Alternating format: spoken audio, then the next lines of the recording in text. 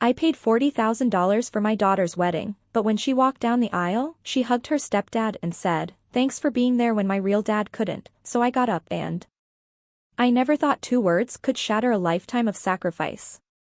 But when my daughter, Olivia, uttered "real dad" at her own wedding, my world went silent, and I knew everything was about to change. The scent of white roses hung heavy in the air, a stark contrast to the sudden chill that gripped my chest. All around us, laughter and applause erupted, but for me, the world had just tilted on its axis. That was the moment I stopped being the doting father. The moment I decided I wasn't going to take it anymore. But to explain how it got to that point, I need to go back a bit. Back before the $40,000 venue, before the seating chart drama, before she stopped calling me dad. My name is Mark. I'm 52. For most of my adult life, I thought I was doing everything right. I'm not perfect, no one is, but I've always prided myself on being there for Olivia. Her mother, Sarah, and I divorced when Olivia was just 7. It wasn't a messy split, at least not at first. We drifted apart, so we agreed to split custody right down the middle. I took every other week, always picked Olivia up on time, packed her lunches, helped with homework, even sat through those awkward middle school band recitals with a smile. I did what dads are supposed to do. I showed up. Things started to shift around the time Sarah began dating her now husband, David. He came into the picture when Olivia was around 12. At first, he seemed all right.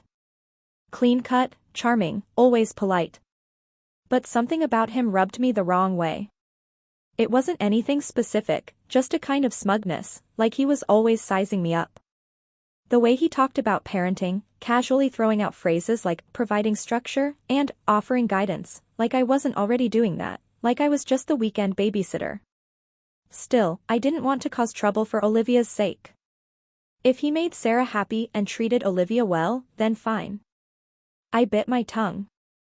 I even shook the man's hand at Olivia's high school graduation. That's the kind of dad I am. Olivia and I were always close when she was younger. She used to write me Father's Day cards with little stick figures of us. She called me her superhero once, said I was stronger than Iron Man and smarter than Batman. I kept that card in my wallet for years until it fell apart. Somewhere between her teenage years and college, though, something shifted. I know that's normal, kids grow up and pull away. But with Olivia, it felt different. Like she wasn't just growing up, she was growing away from me. The real wedge, I think, was money. David is well off. He owns a few car dealerships and drives around in a luxury SUV like he's allergic to economy sedans. Sarah and David moved into a much bigger house in a nice suburb when Olivia was in high school, complete with a pool and a home theater. Suddenly, my modest 3-bedroom rental with the beat-up grill in the backyard wasn't good enough. Olivia never said it outright, but the way she talked about their place, like it was some kind of palace, it stung a bit. I tried not to let it show. By the time she got to college, she was spending less and less time with me. Holidays were always complicated, and when she did visit, she was distracted, glued to her phone, making plans with her mom's side of the family.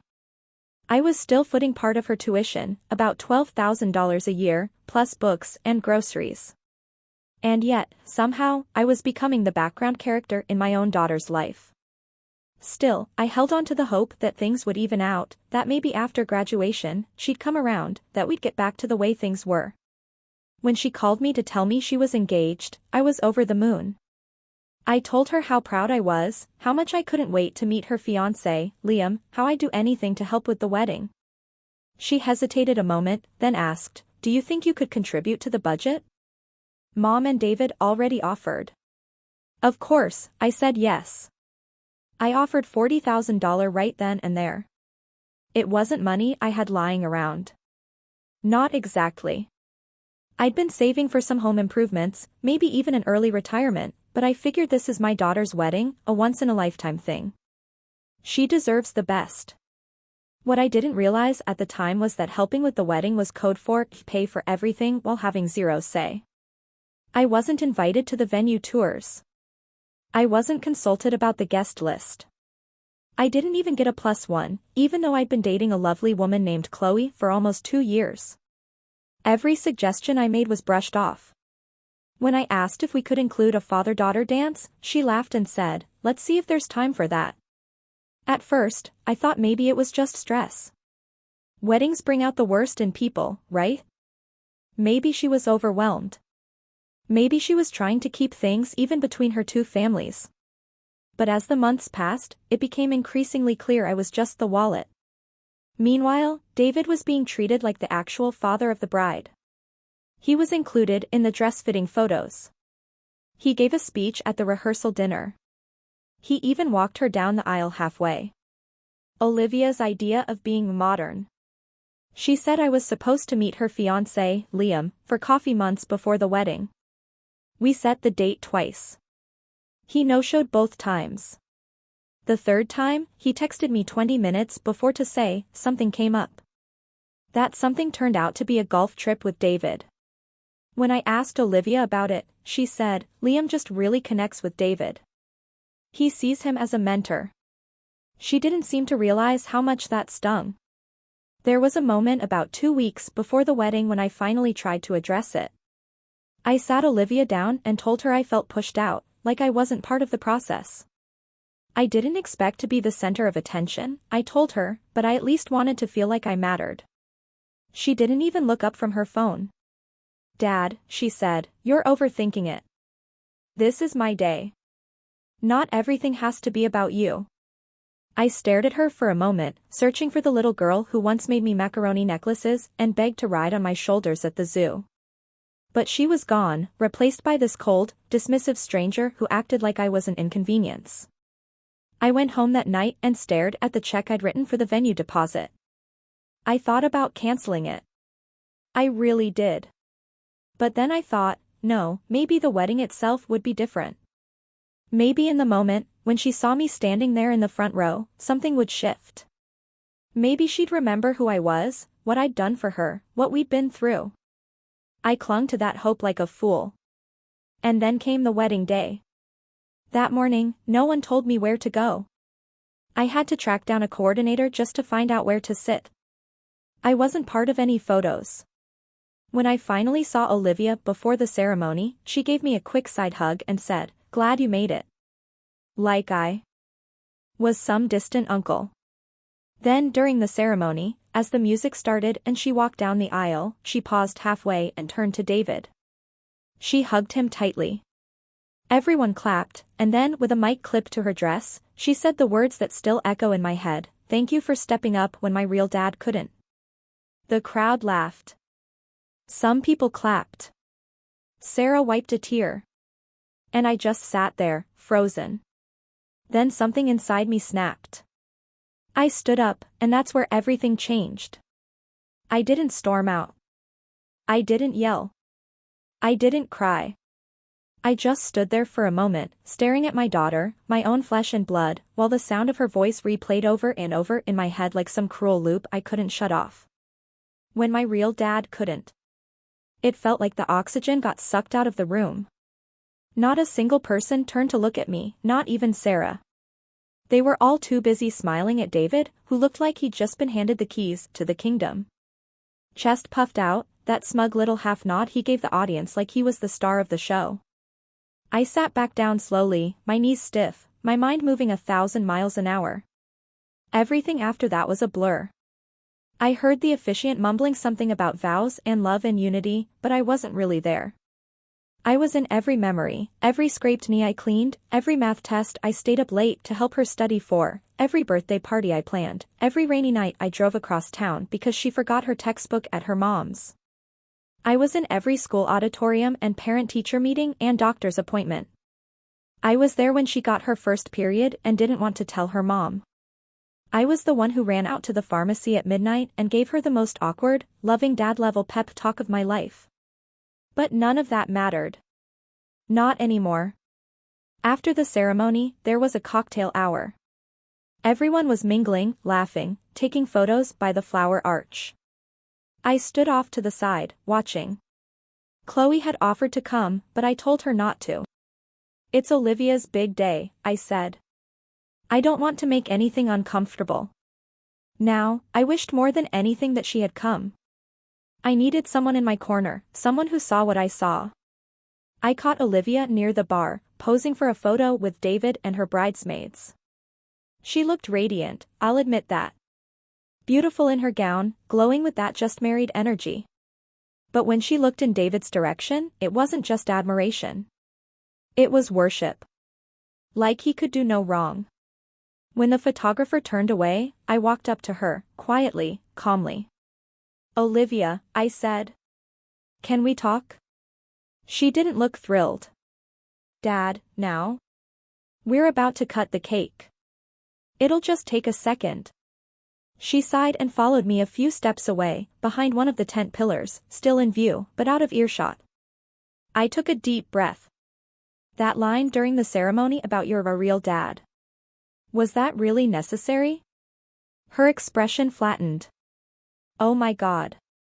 Are you seriously making this about you right now? I blinked. I'm not making it about me.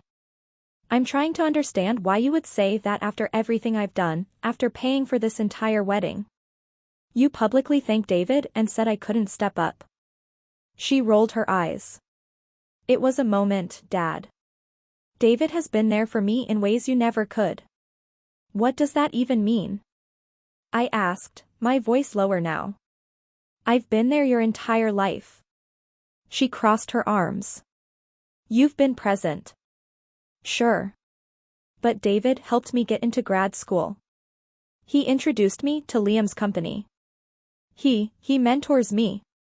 You're good for birthday cards and checks, Dad. That's all. I took a half step back like I'd been slapped. My jaw clenched, but I didn't say anything. Not yet. She kept going. And honestly, I didn't want to say this today, but since you're bringing it up, if paying for the wedding was your way of buying relevance, that's not how it works. You offered. No one asked you to. I stood there, stunned. My tongue felt heavy in my mouth. I wanted to say so many things, to scream that she was wrong, to remind her of all the ways I'd gone above and beyond. But the words didn't come. And part of me knew she wouldn't hear them anyway. Finally, I managed to ask, do you even see me as your father anymore? She looked at me, just for a half second, then flatly, I see you as someone who helped raise me. But David is the one I look up to now. And just like that, something cracked inside me. Not in an explosive way. It was more like a quiet snap, the kind you barely notice until you realize something doesn't fit the same way anymore. I nodded once and turned to leave. Wait, she called out, almost as an afterthought. We're doing family speeches after the cake. I wrote one for you to read. It's short, 2 minutes tops. I didn't respond. I just walked away. When I got to the parking lot, I sat in my car for 10 minutes straight, staring at the steering wheel. My hands were shaking. Not with rage, just disbelief. Sadness. The kind that sits low in your gut and makes your ribs feel hollow. I scrolled through my phone, through old photos of Olivia. Age 4, at the beach, covered in sand and chocolate ice cream.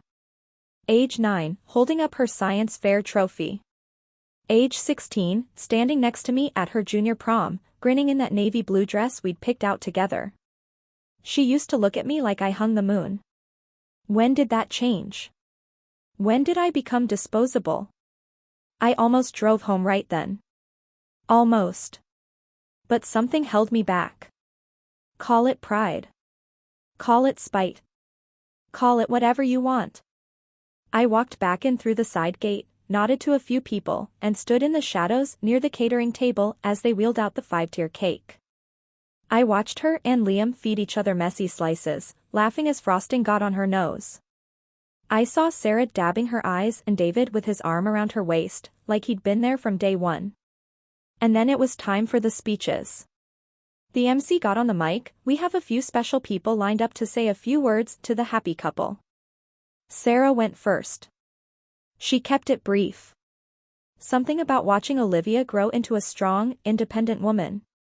Then David spoke. His speech was longer. He called Olivia his shining light and told a story about teaching her to parallel park. The crowd laughed. He ended with, "It's been the honor of my life to be your dad in all the ways that matter." More clapping, some sniffles. Then the MC said, "And now, Olivia's father, Mark, has a few words." I didn't move. The crowd turned. Some people started whispering. Olivia looked confused, then annoyed. She stepped toward the mic herself. "He had a speech," she said, laughing awkwardly. "Maybe he's in the bathroom." That's when I stepped forward. But not toward the mic. I walked right past the dance floor, right past the stage, right up to Olivia. "I won't be giving a speech," I said quietly. "But thanks for letting me know where we stand." She blinked, thrown off. "What are you talking about?" I handed her a small envelope. "That's the final payment I was supposed to send the venue next week. You might want to take care of that yourself." Her eyes widened. "Wait, Dad, what?" I didn't answer. I turned and walked straight out the door. I didn't look back. That night, I didn't sleep. I lay awake in bed, staring at the ceiling, wondering how I'd become an afterthought in my own daughter's story. I thought about all the signs I'd ignored. All the little slights, the missed thank yous, the favoring of David, the slow erasure of my role in her life. I chalked it all up to wedding stress, to growing up, to modern family dynamics. But the truth was much simpler. She didn't respect me anymore. Maybe she hadn't in a long time. The next morning, I woke up to 12 missed calls and a few text messages from Olivia. "Olivia, Dad, we need to talk. Please don't do anything dramatic." "Olivia, Dad, that envelope was empty. What's going on?" "Olivia, I don't understand. Why are you being like this?" No apology, no regret, just confusion that the human ATM had suddenly stopped dispensing. Then came a text from Sarah. "Sarah, Mark, what the hell are you trying to prove? You're embarrassing yourself." And one from David. "David, let's be adults here. You're better than this." I stared at that last one for a long time. Adults. Like he was the authority now, like I was the bitter ex clinging to the spotlight. I didn't respond to any of them. Not yet. Instead, I called my financial advisor, Daniel. "Hi, Daniel," I said. "Quick question. What would it take to pull back the rest of that $40,000 gift before it finalizes on the contract?" Daniel paused. "Well, depending on the vendor timelines, why? What happened?" I took a breath. "Just tell me what's possible." Because suddenly, I had an idea. One that wasn't dramatic. One that wasn't petty. It was precise, and I knew exactly where to start. It's funny how fast people show you who they are when you stop giving them what they want. The moment I pulled that final payment and left the wedding early, I went from beloved father to unstable troublemaker in record time. The narrative flipped overnight, and I didn't even get a heads up. Suddenly, I was the one ruining her special day. The villain, the ungrateful parent who couldn't handle not being the center of attention. That's what Olivia told people, anyway. She didn't call me again. Not once. At first, it hurt like hell. The first week after the wedding was the worst. I kept checking my phone like a fool, half hoping she'd call just to scream at me. Anything to show she still cared. I was angry, but more than that, I was grieving. Not just the moment at the altar, not just the line she said in front of everyone. I was mourning the entire relationship. The bond one thought we had. The years I spent building something I assumed was unbreakable. Turns out I was the only one holding on. I didn't tell Chloe everything at first. I just said the wedding didn't go well. But she knew me too well to leave it at that. She came over the next night with takeout and a bottle of wine. And I finally broke down. Really broke down. I told her everything, about the speech, the snub, the cold conversations, the real dad comment. I even read her the texts Olivia sent me afterward, trying to guilt me into sending the rest of the money. Chloe didn't say much. She just sat with me, her hand on my back, quiet while I let it all out. Finally, she said, "You did everything you could, Mark. You were a good father. You still are." That made me cry harder. I needed that reminder. I really did, because for a while, I started questioning everything. Was I too passive, too accommodating? Did I make it too easy for Sarah and David to step in and rewrite my role? I started digging through old emails, old receipts, not out of bitterness, well, maybe a little, but more out of this need to prove to myself that I hadn't imagined it, that I had shown up. That I had paid for summer camps, school trips, braces, therapy when she was 13 and spiraling.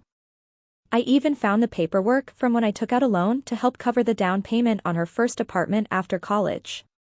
David hadn't been around for any of that. I didn't send any of it to her, of course. What would have been the point? She wasn't listening.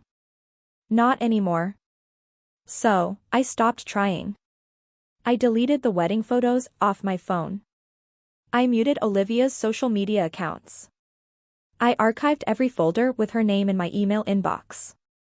I even boxed up the scrapbooks I made of her childhood, pictures, drawings, birthday cards, all of it, and stored them in the attic. I wasn't throwing them out. I just couldn't look at them for a while. It felt like I'd been walking around with this open wound, and everyone around me was pretending not to notice. Even some of my friends, mostly guys from work, kept saying things like, "She'll come around," or "Daughters go through phases." But it didn't feel like a phase. It felt like a severance. And the worst part? No one really asks how fathers feel when this kind of thing happens. If a mom got publicly humiliated at her daughter's wedding, people would rally around her. But a dad? You're expected to suck it up, be stoic, move on, write another check. But I couldn't move on. Not yet. I took some time off work, just a few days. I told my assistant I had family matters to deal with, and she didn't ask questions. I work in real estate. I run a mid-size brokerage in Indianapolis. And thankfully, I've got a solid team under me. I'd spent years building it up from nothing. Back when Olivia was little, I'd work insane hours just to keep us afloat, sometimes sleeping in my car between showings because I couldn't afford gas to drive home and back. But I made it work, and eventually, the business took off. Funny thing is, I never stopped working for her. Every milestone, hiring my first employee, opening a second office, hitting 7 figures, I'd immediately think, now I can finally afford to send Olivia to that private school, or, this means I can cover her master's program without loans. She was always my benchmark for success. Every move I made with her in mind.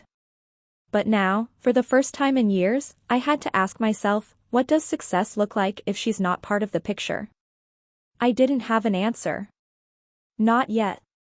Chloe was patient. She didn't rush me, didn't press me to get over it. She just existed beside me. That's what I needed. Someone who didn't try to fix it, just let me feel what I needed to feel. One night, about 3 weeks after the wedding, we were sitting on my porch, sipping coffee. The air was cool, and the sun was just setting behind the rolling hills.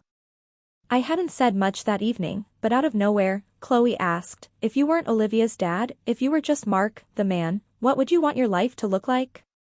The question hit me like a punch to the chest. I'd never really thought about that. Just Mark, not Dad, not Sarah's ex. Not the one who funds everyone's lifestyle. Just me? I don't know, I admitted. I've been a dad so long, I kind of forgot what else there is. Chloe smiled softly. Then maybe it's time to remember. That night, after she left, I sat at my desk and opened a fresh journal, just a blank notebook I hadn't used in years. And I wrote in big block letters across the first page, what do I want? It felt stupid at first, like a teenager writing in a diary. But then I started writing and writing. No filters, no shame, just thoughts, goals, regrets, dreams I'd buried, things I missed doing, places I wanted to go, people I'd lost touch with, things I wanted to build that had nothing to do with parenting. Over the next few weeks, that journal became my anchor. I started running again, just a mile or two each morning. Nothing crazy, but it cleared my head. I dusted off my old guitar, the one I hadn't touched since Olivia was in middle school. I even took a woodworking class at the community center, something I'd always wanted to try but never had time for. And I reconnected with my brother, Robert. We hadn't spoken much since Mom passed, but he reached out after hearing about what happened at the wedding. "Heard through the grapevine," he said. "Thought you might want to talk." I drove up to his place that weekend, and we sat in his garage with beers, talking until 2 a.m. He said something that stuck with me: "You gave her a runway, Mark. But the flight plan she filed? That's on her, not you." That was the first time I felt something shift, just a little. Like maybe I didn't have to carry the whole weight forever. Meanwhile, things at the brokerage started picking up again. One of our agents closed a record deal on a lakefront property, and I decided to reward the whole team with a weekend retreat. Rented out a cozy resort up north, all expenses paid. The younger agents were shocked. One of them said, "Dang, Mr. Reynolds, you're on a whole new vibe lately." And maybe I was. I started mentoring a few of the new hires myself, something I hadn't done in years. And for the first time, I realized how much I enjoyed it. Watching people grow, guiding them, not out of obligation, but because it felt meaningful. Chloe noticed the change, too. "You're standing straighter," she told me one night, smiling more. I hadn't even realized it. Around that same time, I got a call from an old friend, Michael, a guy I used to play poker with every month before life got too busy. He was organizing a charity auction for a local shelter and asked if I'd be willing to donate a weekend stay at one of my rental properties. I agreed without hesitation and even offered to match the winning bid. That auction ended up raising more than $50,000, and the local paper did a little write-up about it. They quoted me as saying, "Sometimes life gives you a second chance to do something that matters. Take it." When I read that quote back, I realized I meant it. And still, through all of this rebuilding, the grief lingered. It wasn't always loud, but it was there, like a shadow that followed me in quiet moments. Sometimes I'd see a dad and daughter laughing in the park, and it would hit me all over again. Sometimes I'd hear a song she used to love and feel that ache in my chest. But I didn't shove it down anymore. I let myself feel it. Then I let it pass. That's when the email came. Not from Olivia. From Liam, her husband. The subject line read, "I hope this reaches you." And the message, well, that's when everything started to turn again. Liam's name in my inbox hit me like a jolt of static. It had been nearly 2 months since the wedding. 2 long, sobering months of silence from Olivia and the rest of her camp. And yet, here he was. I stared at the subject line for a while, half expecting it to disappear if I looked away, but it stayed. "I hope this reaches you." That alone told me everything I needed to know. Liam was reaching out behind Olivia's back. I clicked it open. "Hi Mark. I know this message is probably the last thing you want right now. I can only imagine how you felt after what happened at the wedding, and I just want to say I'm sorry. I know that doesn't fix anything. I've been thinking about sending this for weeks, but honestly, I didn't know if I should. I didn't know if I was allowed. Olivia has been adamant that you made your choice and that you don't want anything to do with the family anymore. But I'm starting to think maybe she's not telling the whole story. Look, this might be out of line, but I need to ask. Can we talk? Just you and me. No strings, no tricks. I think there's a lot going on here that you don't know, and you deserve to." Liam. My first instinct was suspicion. Was this a trap? Some ploy to guilt me into an apology? But the tone, it didn't feel like Olivia's voice. It felt hesitant, careful, almost guilty. I didn't reply right away. I let it sit. Instead, I forwarded the email to myself, printed a copy, and tucked it into my journal. Then, I slept on it. And the next morning, I brewed my strongest coffee, sat on the porch, and replied, "Liam, I'm listening." He responded within the hour, asking to meet in person. A neutral spot, his idea. We settled on a little coffee shop in a quiet part of town outside of Chicago. He showed up 5 minutes early, already waiting when I got there. No flashy clothes, no smug grin, just a nervous young man with dark circles under his eyes and a wedding band he kept twisting around his finger. We made awkward small talk for the first few minutes. Then I leaned forward and said, "Liam, just say whatever it is you came to say." He looked around, lowered his voice, and said the one sentence that cracked everything open, "Olivia never told you about the trust fund, did she?" I blinked. "What trust fund?" Liam exhaled like he'd just pulled the pin on a grenade. "The one you set up when she was 13. The one with the clause that she couldn't touch it until she got married or until she turned 30. I sat back hard. That trust fund had slipped my mind. I'd opened it years ago, right after selling a large commercial property downtown. At the time, I'd wanted to do something special, something lasting for Olivia, something that wasn't just groceries or college tuition. I put away $250,000 and let it sit in a high-growth portfolio. By now, with interest and market growth, it had to be worth over $500,000. And she'd never once mentioned it. Neither had Sarah. "You're telling me," I said slowly, "that Olivia knew about the fund before the wedding?" He nodded. "Sarah told her. Apparently, David's friend is a financial advisor, and they found the paperwork. Olivia didn't want to tell you she knew because she thought it would make her look greedy. But once she knew it would unlock after the wedding." He trailed off. I didn't need him to finish the sentence. That's why the wedding happened so fast. That's why she'd been so obsessed with making it perfect. And that's why she went through the motions of pretending to care about my involvement, just enough to make sure I didn't rock the boat. "So, let me guess," I said. "She and David have plans for the money." Liam hesitated, then nodded. "They're opening a marketing firm." David's idea. Olivia was going to be the face of it. David handles the operations. Sarah gets a seat on the board. I was told to stay out of it. "You're not on that level yet," David said. I thought he was joking at first. I stared at him, the weight of everything settling around me like fog. "So, I was a funding mechanism," I said bitterly. "Nothing more." Liam didn't deny it. That silence said enough. "I wasn't supposed to say anything," he added. "But after the wedding, something shifted. The way they talk about you, it's cold, like you're an obstacle, not family." He looked up at me, eyes hardening. "I wanted to marry Olivia because I loved her. I still do. But I didn't sign up for this. For lies, for manipulation, for being told to pick sides. And I think you need to know what they're planning." That meeting turned into 2 hours. Liam told me everything. Every conversation he overheard, every strategy meeting they held behind closed doors. The way Sarah and David framed me as emotionally unstable and financially insecure, trying to justify cutting me out of the new business plan entirely.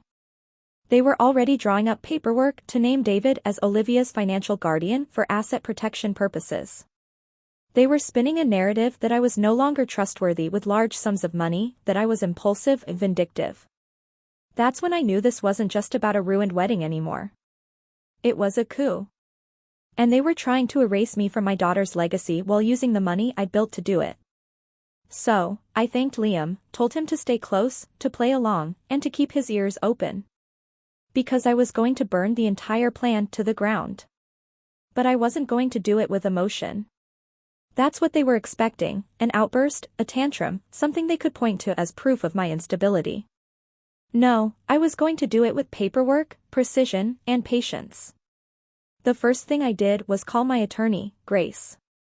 I'd known Grace for over a decade. Sharp as a blade, and twice as deadly in court. I walked her through everything, what Liam had told me, what I suspected, what the original trust clause had stated. She pulled up the documents immediately. "You're still the trustee," she confirmed. "Technically, Olivia has access, but you control the disbursement process." "Can I freeze it?" I asked. She paused. Not without cause, but if there's evidence of manipulation, coercion, or bad faith. I smiled. Good, because we're about to get all three. Over the next 2 weeks, I worked in secret. Chloe helped. So did Liam. We gathered screenshots, voice memos, even a video clip Liam secretly recorded of David bragging about how he played Mark like a violin to fund the wedding and unlock the trust. Sarah could be heard in the background saying, "It's poetic justice." He never knew how to be a real father anyway. That one hurt, but it also sealed their fate. Grace drafted a motion to place the trust under temporary protective review, citing potential fraud and undue influence. Meanwhile, I contacted the bank and initiated a pause on all disbursements, pending a financial ethics inquiry. I also set up a private forensic audit to trace any early attempts to siphon or redirect funds. And then I made one final call to my old college roommate, Andrew.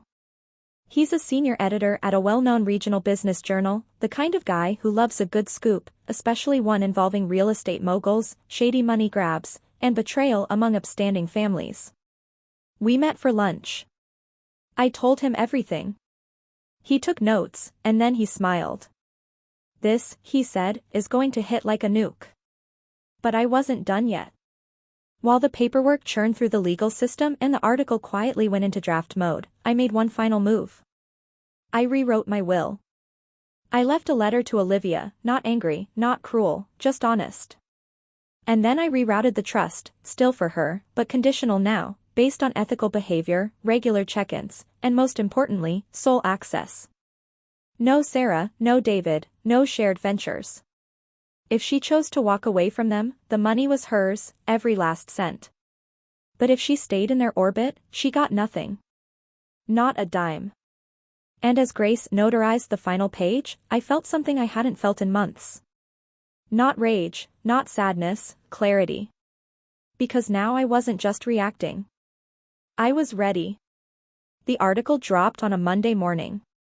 Not a word of warning, not a whisper beforehand, just a full front-page spread in the business section, headlined, "Real Estate Mogul's Family Feud Exposes Bitter Power Struggle Over $500,000 Trust."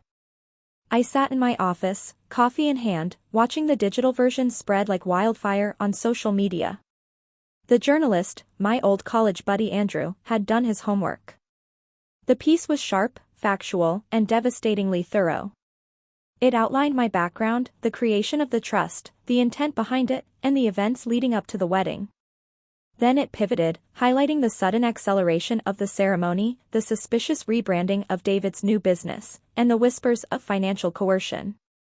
Andrew never named Liam directly, but there were enough anonymous quotes, sources close to the couple, to make the message clear. This wasn't just a story about a father cut out of a wedding. It was about a man being erased from his own legacy. By noon, my phone was lighting up with texts. Agents from my brokerage, colleagues, even former clients. "Is this about you? That can't be true, right? Dude, if that's real, you're a legend." But the most satisfying text came from an unlisted number. A screenshot of David's face, furious, taken from a leaked Zoom meeting. Liam had sent it with no caption. He didn't need one. David was losing control. Over the next 48 hours, everything unraveled. The forensic audit I'd commissioned had finished just in time. Grace, my attorney, sent the findings straight to Olivia's bank, accompanied by a formal injunction. According to the audit, David had already begun setting up a funnel account under the shell of Sunville Consulting LLC, intended to receive an early loan from Olivia's trust, money he'd falsely labeled as a down payment on their future firm's operating expenses.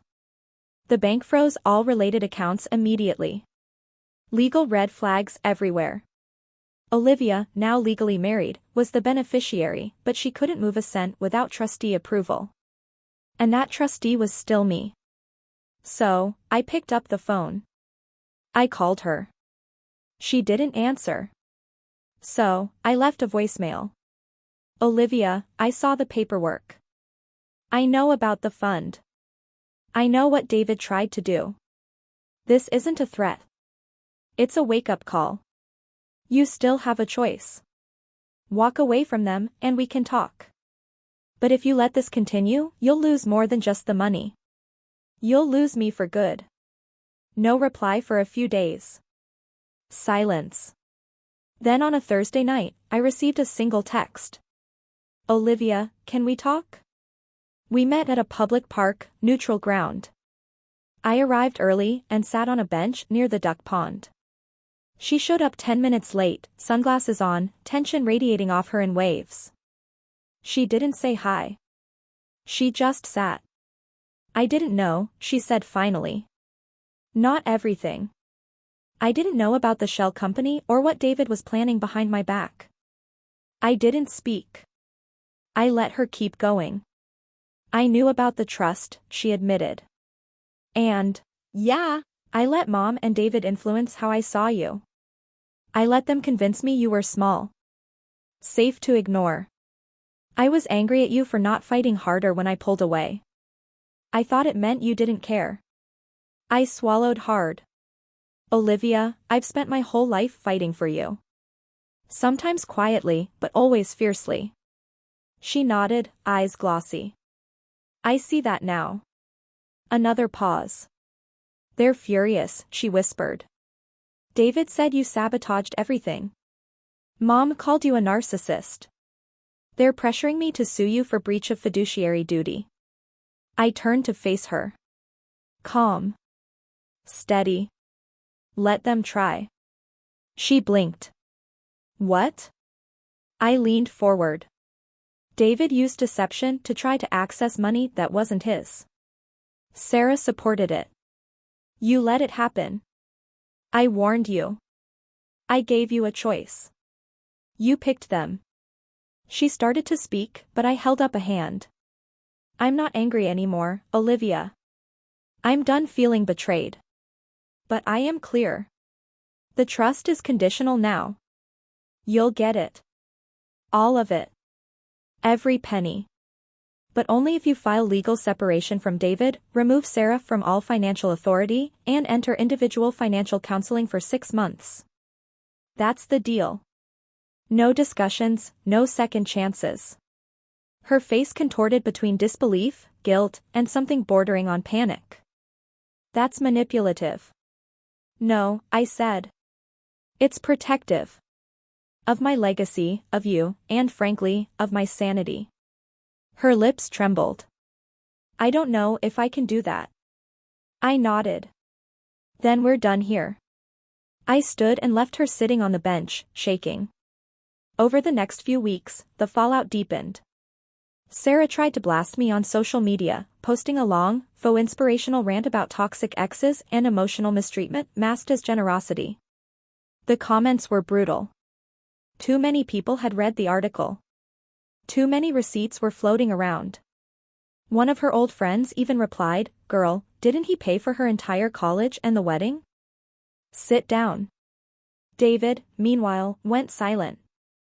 His dealerships faced sudden audits thanks to an anonymous tip. Not mine, but I had my suspicions. A few sketchy financing schemes came to light. One of his branches had its license temporarily suspended. Investors pulled out of Sunville Consulting before it even launched. Poetic. As for Liam, he quietly moved into one of my vacant rental units a few miles out of town. He filed for annulment a month later, said he wanted out before the lies turned into habits. We kept in touch. He thanked me for not lumping him in with the rest. Olivia didn't call again. Not for a long time, but 6 months later, I got a letter. Handwritten, folded neatly. No return address. Dad, I filed the paperwork. I left David. I cut Mom off. I started therapy. I got a part-time job. I'm rebuilding. I don't expect forgiveness, but I hope for it. I understand now. I really do. I'm ready to earn back the trust. Yours and the one you built for me. If the offer still stands, I'd like to talk. Olivia. I read it 3 times. Then I sat back and smiled. Not because I'd won, but because I'd stopped needing to. And because for the first time in years, I felt like I finally had peace. She could rebuild, just like I had. Or she could walk away. Either way, I wasn't waiting anymore. Because I'd already rebuilt my life on something far more solid than validation. I built it on self-respect. And this time, no one was taking it from me. What would you have done if you were in my shoes?